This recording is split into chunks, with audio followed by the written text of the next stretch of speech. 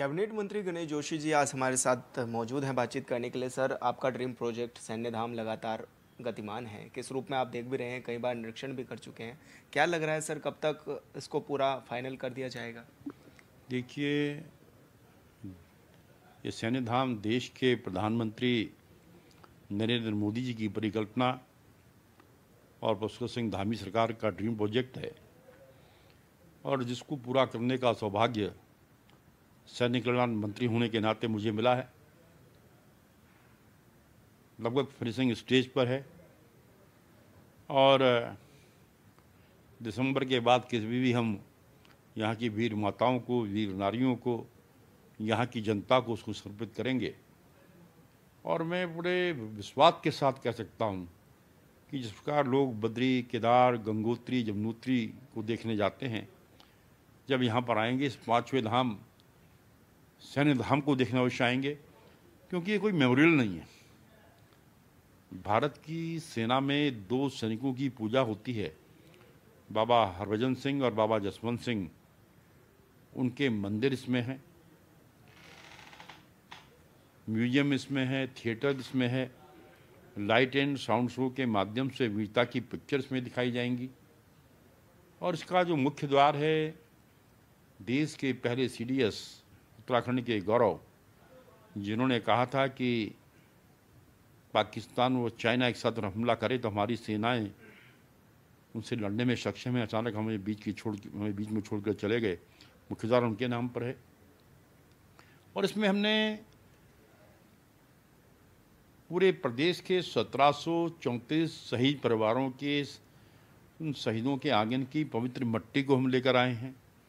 28 नदियों का हम जल लेकर आए हैं और उसको अमर जवान ज्योति के नीचे हमने प्रतिस्थापित किया है। और जब अमर ज्योति के नीचे हम उस पवित्र मिट्टी को प्रतिस्थापित कर रहे थे तो देश के सीडीएस जनरल चौहान, माननीय राज्यपाल और वो वीर माताएं, वो वीर नारियां वहाँ पर उपस्थित थी। और कुछ तो मुझसे चिपट कर रोने लगे कि मंत्री जी, आपकी सरकार बहुत अच्छा काम कर रही है, कभी हमने सोचा नहीं था कि हमारे पति को, हमारे भाई को इतना सम्मान मिलेगा। और इसी भाव के साथ हम उसको मना रहे हैं। और अपने आप में ये अलग है, क्योंकि हमने पूरे देश के स्मारकों का अध्ययन करने के बाद ये धाम बनाया है और धाम की पवित्रता भी हम बना कर रखेंगे। जी सर, जिस तरह से उद्यान के क्षेत्र में किस तरह से राज्य सरकार काम भी कर रही है, या क्या माने फलों का उत्पादन बड़ी संख्या में होता है उत्तराखंड में, उनको किस तरह से और बढ़ावा मिल सके, इसके लिए राज्य सरकार क्या कुछ पहल कर रही है? देखिए, आज हम हाई डेंसिटी के प्लांट्स हम लगा रहे हैं। पहले जो हम सेब का पेड़ लगाते थे वो 5-6 साल में फल देता था, और जो हाई डेंसिटी का आज एप्पल हम आज लगा रहे हैं वो 1 साल में फल दे रहा है। पहले साल में 6.5 किलो, दूसरे साल में 22 किलो, तीसरे साल में 24 किलो। इसी प्रकार हम 506 रुपये जागया के माध्यम से हमने 4 जिलों को लिया है। एप्पल मिशन में हमने 800 करोड़ की व्यवस्था आने वाले 5 साल के अंदर हमने की है। इस प्रकार कीवी मिशन में हमने 35 करोड़ की व्यवस्था की है। ड्रैगन फ्रूट के लिए हमने अलग व्यवस्था की है। और आज हमारी जो प्रजातियां विलुप्त हो रही हैं, जैसे हमारी माल्टा है, हमारे पहाड़ों में माल्टा बहुत होता है, विलुप्त हो गया है। जो हमारे अन्य फल हैं, खुमानी, नाशपाती, पुलम, इसके लिए हमने एक बैठक करके हमने कहा कि जो हमारा रिसर्च इंस्टीट्यूट चौपटिया में, हमारा जो गार्डन चौपटिया गार्डन है, वहाँ पर हमारी रिसर्च विंग जो है बंद हो गई थी। हमने जनवरी के अंदर उस रिसर्च विंग को भी हम चालू करेंगे ताकि रिसर्च पे हमारे लोग काम कर सकें और अपने उत्पाद को हम और बढ़ा सकें। और इसी प्रकार जो हमारा फल ऊपर ख़राब होता है पहाड़ी क्षेत्रों में, उसके लिए हम फूड प्रोसेसिंग यूनिट वहीं स्थानीय स्तर पर लगा रहे हैं। और लगातार हमारी सरकार प्रयासरत है और हमारी सरकार का संकल्प है 2025 में जब हमारा राज्य 25 साल का होगा, हम अपने उत्पाद को हम दोगुना करेंगे। सर मोटे अनाज की डिमांड लगातार बढ़ रही है, किस रूप में आप देख भी रहे हैं, क्योंकि आपकी पहल थी, आपने अलग अलग जो राज्य हैं उनमें ये मोटे अनाज की कवायद को शुरू किया था, किस रूप में आप उसको देख भी रहे हैं और कितना बढ़ावा इस चीज़ को मिल रहा देखिए, है? मैं सबसे पहले तो देश के प्रधानमंत्री नरेंद्र मोदी जी का आभार व्यक्त करता हूँ। वर्ष 2023 को इंटरनेशनल ईयर्स ऑफ मिलेट घोषित किया गया था और दिल्ली में पूसा में इसकी शुभारंभ माननीय मोदी जी ने किया। 162 देश के डेलीगेट्स वहाँ पर थे। कृषि मंत्री होने के नाते मुझे वहाँ पर जाने का मौका मिला और आज धामी सरकार ने, माननीय धामी जी ने मिलेट मिशन में 73 करोड़ की व्यवस्था की है। जहाँ अन्य बीजों में हम 50% की सब्सिडी देते हैं, मिलेट्स पर हम 80% सब्सिडी देते हैं। आज सबसे ज़्यादा एमएसपी अगर किसी का है तो 42.90 मडवे का है। और हमने आज एक काम और किया कि किसान को उसके घर में ही उसका उचित दाम मिले। हमने कहा हमारी जो समूह की बहनें हैं, आज 63,000 से अधिक स्वयं सहायता समूह हमारे चल रहे हैं, लगभग 4,88,000 बहनें उससे जुड़ी हैं। हमने कहा कि हमारे समूह की बहनें किसान से उसके घर में जाकर मडवा खरीदेंगी, एमएसपी पर खरीदेंगी। उसके दो फायदे होंगे, एक तो किसान को उसके उत्पाद का सही दाम मिलेगा और दूसरा जो 3 रुपये किलो इंसेंटिव हम उन बहनों को देंगे, जो मोदी सरकार का संकल्प है कि 3 करोड़ बहनों को हम लखपति दीदी बनाएंगे और धामी सरकार का संकल्प है कि हम 1.5 लाख बहनों को लखपति दीदी बनाएंगे, उस दिशा में भी सार्थक कदम होगा। और हमने 2025 तक 1.5 लाख लखपति दीदी बनाने का संकल्प लिया था, लेकिन जिस गति से हमारा विभाग काम कर रहा है, अभी तक लगभग 1 लाख लखपति दीदी बन चुकी हैं और 2025 तक हम अपने 1.5 लाख के लक्ष्य से आगे जाने वाले हैं। ये काम हमारी सरकार कर रही है। जी सर, बेरोजगारी को कम करने के लिए राज्य सरकार किस तरह से काम भी कर रही है और क्या माने जो विभागों में खाली पड़े पद हैं, आपके भी विभागों में, उनको किस तरह से भरने का काम किया जा रहा है, क्योंकि देखा भी जा रहा है कि अब तो ज़बरदस्त ज्वाइनिंग होती जा रही है। देखिए, अभी तक की सरकारों में सिर्फ धामी सरकार आज अव्वल नंबर पर है। जितने ज़्यादा नियुक्ति पत्र माननीय धामी जी के करकमलों द्वारा दिए गए, अपने आप में एक इतिहास है। हमारे विभाग में भी 400 से अधिक अधिकारी अभी आए हैं और जहाँ जहाँ भी रिक्तियाँ हैं उसकी हम कार्मिक को हम दे रहे हैं और शीघ्र ही सारी रिक्तियाँ भरी जाएंगी। ये हम धामी सरकार का संकल्प है। सर 129 मलिन बस्तियों को भी अध्यादेश ला करके आपने 3 साल का समय बढ़ा दिया है। देखिए, माननीय पुष्कर सिंह धामी जी का मैं दिल की गहराइयों से अभिनंदन करता हूँ कि आज दिवाली नज़दीक में आ रही है और सोमवार को इनका जो अध्यादेश है वो समाप्त हो गया था। इनकी दिवाली काली होने जा रही थी। उनकी को दिवाली बनाने का अगर मौका दिया तो पुष्कर सिंह धामी जी ने दिया। 3 साल के लिए हम फिर अध्यादेश लेकर आए हैं और ये धामी सरकार का संकल्प है कि हम मलिन बस्तियों को उड़ने नहीं देंगे, क्योंकि आज अपने खून पसीने की कमाई का एक एक पैसा इकट्ठा कर कर इन लोगों ने अपने आशियाने बनाए हैं। सरकार ने भी वहाँ एमएलए फंड से, राज्य योजना से, एमपी फंड से उन बस्तियों में पैसा लगाया है, उनको संवारने का काम किया है और आज उसको एक बार फिर, क्योंकि इससे पहले भी 2 बार अध्यादेश हमारी सरकार लाई थी, उनको बचाने का काम किया था। ये इस बात से ये सिद्ध हो गया है कि इनकी हितैषी अगर कोई वास्तव में है तो भारतीय जनता पार्टी है।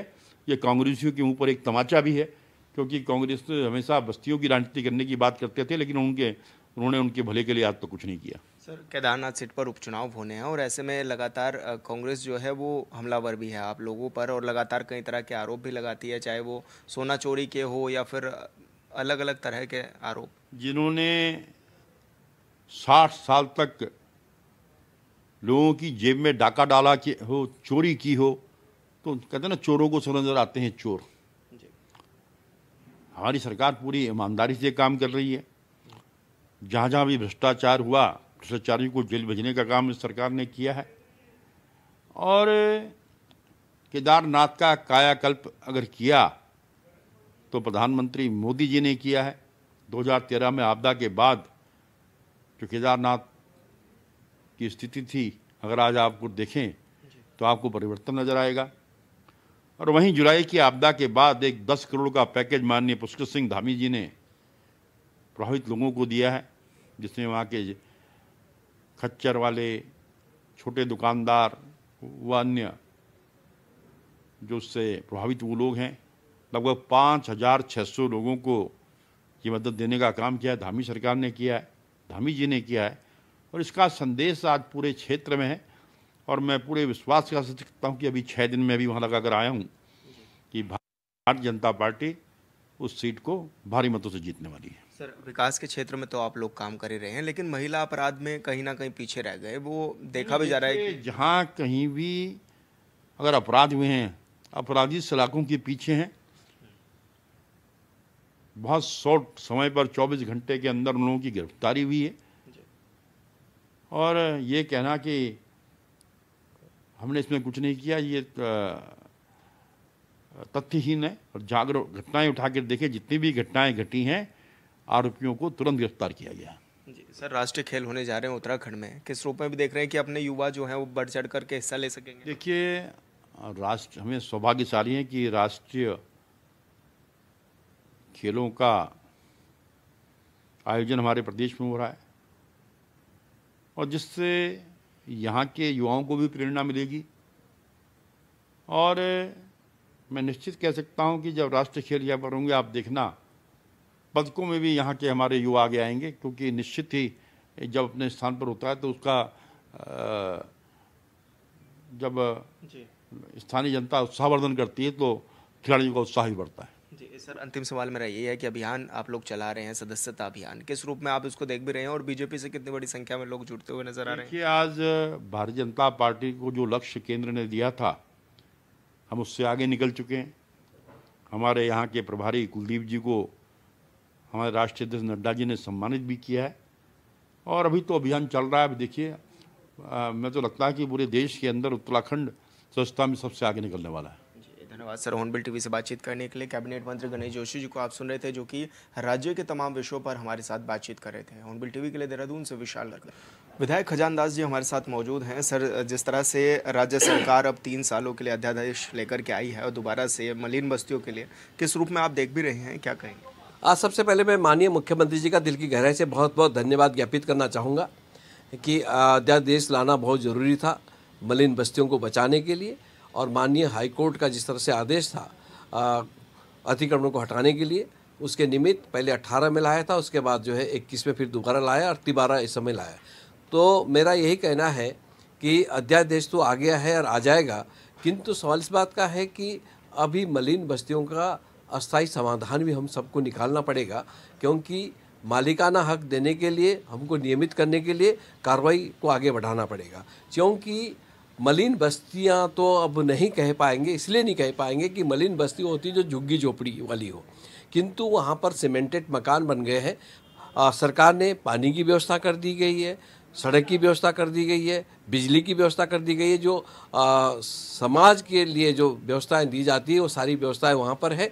इसलिए यदि कोई ज़्यादा ही ज़रूरत कहीं पर पड़ती है, जैसे मान लिया जाए एलिवेटेड रोड बन रही है और बनेगी, तो उसमें आप उनको बसाने का काम पहले कर रहे, ताकि मलिन बस्तियों पे कोई असर ना आए। लेकिन सर, जिस तरह से ये भी देखा जा रहा है, जो मलिन बस्तियां हैं वो कई मकान ऐसे भी हैं जो फ्लड जोन में आ रहे हैं। अब उनके लिए किस तरह की तैयारी आप लोग कर रहे हैं, क्योंकि कभी भी पानी बढ़ जाता है तो कई बार खतरे की जद में आ जाते हैं लोग?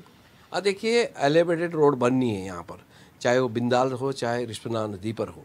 और इसमें मैंने उस नक्शे को भी देखा है जो सिंचाई विभाग ने तैयार किया है, और उस नक्शे के निमित्त कुछ आवास आ रहे हैं उस परिधि में, उनको बसाने का काम सरकार करेगी। ये मैं सरकार से इतना ही अनुरोध करना चाहूँगा, और तब जा कर के उसमें काम शुरू हो। सर, सदस्यता अभियान आप लोगों ने चलाया है, किस तरह का रिस्पॉन्स भी मिला, क्या किस रूप में आप देख भी रहे हैं इसको? देखिए, मैं सबसे पहले अपने भारतीय जनता पार्टी संगठन उत्तराखंड को बहुत बहुत बधाई और शुभकामनाएं देना चाहूँगा माननीय प्रदेश अध्यक्ष जी को, संगठन महामंत्री जी को और सदस्यता प्रमुख जी को, क्योंकि पूरे भारतवर्ष में सदस्यता अभियान चल रहा है 3-4 राज्यों को छोड़ करके, और उसमें उत्तराखंड का 6ठा स्थान आया है सदस्यता में। तो इसलिए मैं बधाई भी देना चाहूँगा और अभी हम लक्ष्य को और आगे बढ़ाएंगे, ये मैं आपसे कहना चाहूँगा। लगातार यूसीसी का जो मुद्दा था वो भी गर्माता हुआ नजर आ रहा है, कई बार विपक्ष भी सवाल खड़े कर रहा है, और दूसरी बात ये कि अब ड्राफ्ट भी मिल चुका है, अब क्या किस चीज़ का इंतज़ार है, कब इसको लागू किया जाएगा? मैं मुख्यमंत्री जी को बहुत बहुत धन्यवाद ज्ञापित करना चाहूँगा कि समान नागरिकता को लेकर के जिस तरह से उन्होंने एक पहल की थी और जनता के बीच में 2022 में जो उन्होंने कहा था उसको पूरा करने का काम किया।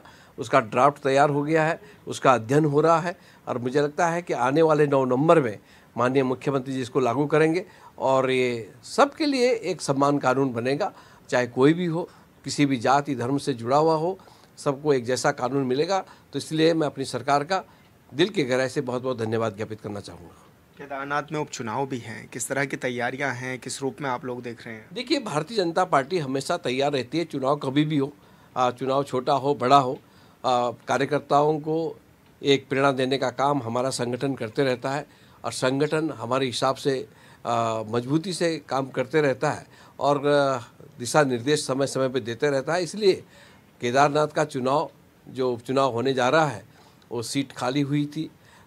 शैला रानी जी है जो हमारी माननीय विधायक रही हैं, उनके निधन पर, इसलिए उस चुनाव भारतीय जनता पार्टी के पक्ष में होगा, क्योंकि केदारनाथ एक माननीय प्रधानमंत्री जी के नज़र में भी है, और कुल मिलाकर के जिस तरह से केदारनाथ का विकास करने की बात हमारे प्रधानमंत्री नरेंद्र मोदी जी ने उसको डेवलप किया है, उसी के निमित्त माननीय मुख्यमंत्री जी भी लगातार केदारनाथ पर ध्यान देते हुए वहाँ के विकास के लिए, और हम विकास के आधार पर वोट मांगेंगे।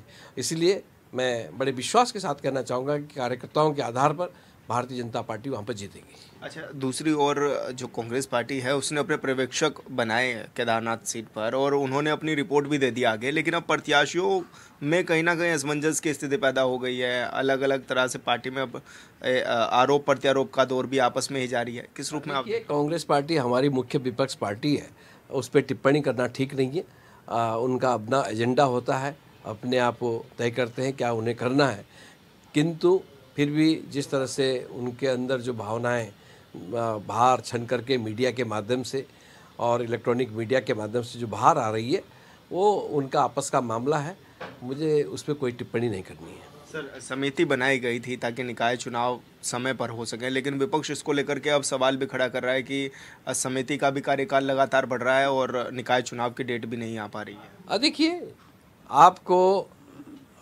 10 नवंबर तक मालूम हो जाएगा कि निकाय चुनाव, बिल्कुल हम पीछे नहीं हट रहे हैं। निकाय चुनाव करने के लिए हम पहले भी तैयार थे, कुछ संवैधानिक व्यवस्थाएं थी उसके तहत नहीं कर पाए, और आने वाले समय में जैसा माननीय शहरी विकास मंत्री जी ने कहा कि 25 दिसंबर से पहले पहले निकाय चुनाव हो जाएगा, संपन्न हो जाएगा, ये हमारा कहना भी है, और साथ साथ भारतीय जनता पार्टी यही चाहती है कि जल्दी से जल्दी निकाय चुनाव करवाया जाए। राष्ट्रीय खेलों की भी शुरुआत होने जा रही है, उत्तराखंड मेजबानी करेगा, किस रूप में आप देख भी रहे हैं इसको? देखिए, राष्ट्रीय खेल ये हमारे लिए सौभाग्य की बात है कि उत्तराखंड इसको इस बार चुना गया है। मैं इसमें अपने खेल मंत्री जी का भी और माननीय मुख्यमंत्री जी का भी बहुत दिल की गहराई से धन्यवाद ज्ञापित करना चाहूँगा कि ये मौका मेज़बानी करने का उत्तराखंड को दिया गया है, और हमारी पूरी तैयारी है, और पूरी तैयारी के साथ हम खेल करवाएंगे। अच्छा, ये भी देखा जाता है अक्सर डेंगू के मामले भी इन दिनों काफ़ी बढ़ते हैं, लेकिन इस बार कंट्रोल स्थिति की गई है। किस तरह के दिशा निर्देश भी हैं स्वास्थ्य विभाग की, किस तरह की तैयारी देखते हैं? देखिए, स्वास्थ्य मंत्री जी का भी सख्त आदेश था और मुख्यमंत्री जी पूरी मॉनिटरिंग कर रहे हैं, और हमारे नगर निगम की जो टीम है वो भी अपनी जिम्मेदारी को निर्वहन कर रही है। इसलिए समय समय पर छिड़काव किया गया है और बारीकी से देखा गया है, अस्पतालों को निर्देशित किया गया है, और जिस तरह से जो तैयारी होनी चाहिए थी उस तैयारी के साथ हमारी सरकार भी चल रही है और हमारे माननीय स्वास्थ्य मंत्री जी भी। सर, गड्ढा मुक्त के लिए किस तरह के अभियान भी चल रहे हैं? देख रहे हैं आप राजधानी की सड़कों को कितना गड्ढा मुक्त हो पाई है। मुख्यमंत्री जी ने कहा जो किया, यानी कि भारतीय जनता पार्टी की सरकार जो कहती है वो करती भी है। मुख्यमंत्री ने कहा कि 15 दिन के अंतराल में मुझे गड्ढा मुक्त दिखना चाहिए, इसलिए 2-4 दिन नीचे ऊपर हो सकते हैं, किंतु आज गड्ढा मुक्त हो रहा है और हो गया है। इसके लिए मैं विभाग को भी बधाई देना चाहूँगा और मुख्यमंत्री जी का भी धन्यवाद ज्ञापित करना चाहूँगा। सर, अंतिम सवाल मेरा ये है कि जो अपराध लगातार बढ़ते हुए नजर आ रहे हैं, उस पर किस तरह से कंट्रोल कर रही है राज्य सरकार? देखिए, अपराधों को लेकर के हमारी पुलिस पूरी तरह से सतर्क है और जो ऐसे अपराधी हैं उनको बख्शा नहीं जा रहा है, उनको छोड़ा नहीं जा रहा है और उनके लिए जगह सिर्फ जेल के अंदर है। और जिस तरह से जो व्यवस्थाएं बना रहे हैं मुख्यमंत्री जी के आदेश के अनुसार, क्योंकि गृह मंत्रालय भी स्वयं मुख्यमंत्री जी देख रहे हैं, इसलिए सभी अधिकारियों को सख्त निर्देश माननीय मुख्यमंत्री जी ने किए कि जो तमाम इस तरह के लोग, अपराधी किस्म के लोग हों, उनको बख्शाने जाए और ज़रूरत पड़े तो इनकाउंटर भी करें। धन्यवाद सर। हॉर्नबिल टीवी से बातचीत करने के लिए खजानदास जी हमारे साथ थे, जो कि तमाम विषयों पर हमारे साथ बातचीत कर रहे थे। हॉर्नबिल टीवी के लिए देहरादून से विशाल गर्ग।